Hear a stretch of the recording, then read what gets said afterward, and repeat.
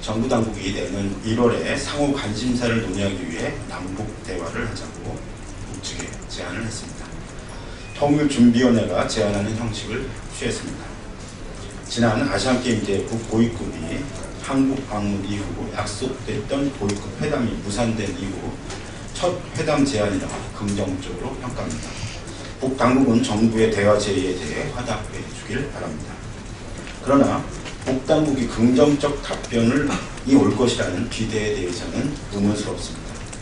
북당국은 지난 고위급 회담 개최에 대해 대북전단 살포 중단 등을 요구해왔는데 정부 당국은 애매모호한 조치만을 취해 회담이 성사되지 못한 바 있습니다. 또한 오이사 조치 해제 역시 발목을 잡고 있습니다. 이에 대해 류길재 통일부 장관은 오이사 조치 해제나 금강산 관광 재개 등 남북 간에 서로 관심 있는 사안들은 다 논의할 수 있다고 밝히고 있으나 북측이 이에 대해 긍정적 반응을 보일지는 미지수입니다.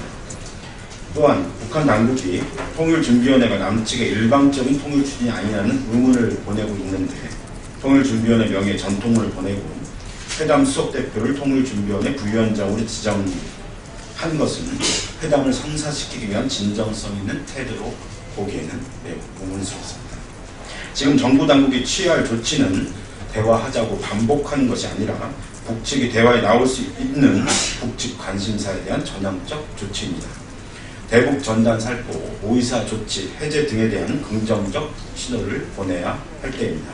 또한 회담의 성격과 대표의 자격은 포괄적으로 언급하고 북측과 실무협의를 통해 확정되는 태도가 필요할 때입니다. 류 장관의 얘기처럼 내년은 광복 70주년, 분단 70년이 되는 해로 분단 시대를 극복하고 통일시대로 나아가기 위해 남북이 공동으로 노력을 기울여야 하는 중요한 시점입니다. 박근혜 대통령의 통일 대박론을 진정성 있게 실천해야 할 때입니다. 대화 개최 제안의 반발이 아니라 한반도 평화와 통일을 향한 전향적인 조치를 취하길 바랍니다. 이것이 대화를 성사시키는 첩경임을 다시 한번 강력히 지적합니다. 박근혜 대통령 오전에 애국 관련된 언급이 있었는데요. 말씀드리겠습니다. 박근혜 대통령이 오늘 오전 영화 국제시장을 언급하며 애국을 강조했습니다. 박 대통령이 과연 지금 애국을 이야기할 처지인지 국민들은 어안이 벙벙합니다. 세월호 참사와 국정원 대상 개입, 정윤의 국정농단의 사자방까지 천지사방을 둘러봐도 국민들이 정부의 정을 붙이기가 힘든 시절입니다. 박 대통령의 말로 국가와 국민을 사랑하고 있는지 묻고 싶습니다. 국민들 편안하고 있는 게 나라일진데 지금이 나라꼴이 어디 그러합니까? 더구나 괴로우나 즐거우나 사랑하라고 하니 어이가 없을 따름입니다. 사랑이 하라고 해서 생기는 감정입니까? 권력자들이 위기에 처했을 때 국민들에게 강조하던 것이 애국이었습니다. 박 대통령이 여러모로 위기를 다시 하겠습니다.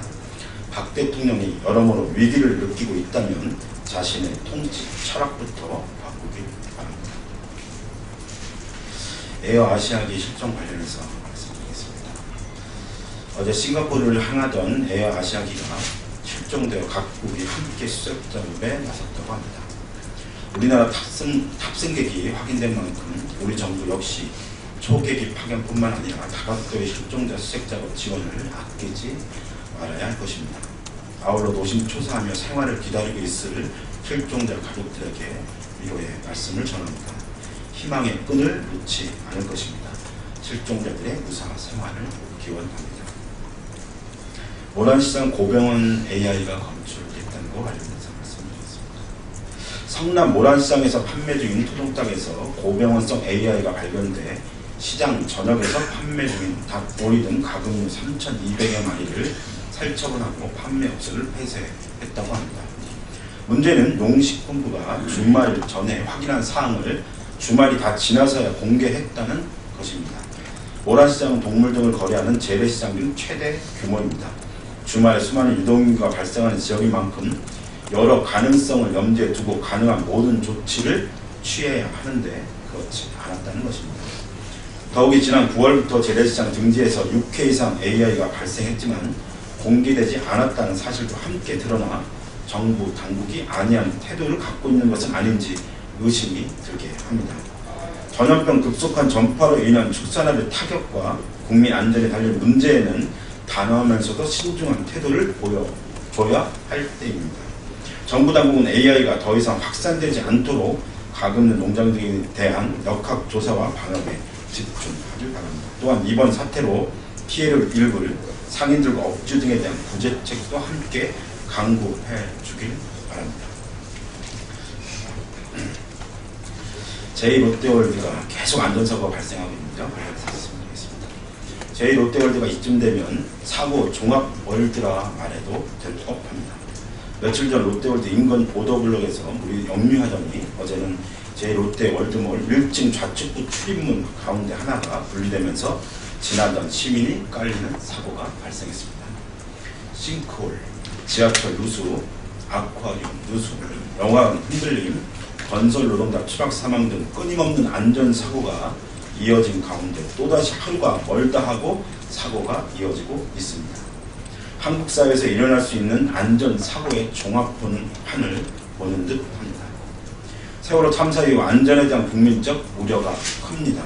이러할 때 자칫 대규모 사고로 이어질 고층 빌딩의 안전 문제는 만전에 만전을 기한다 하더라도 부족합니다.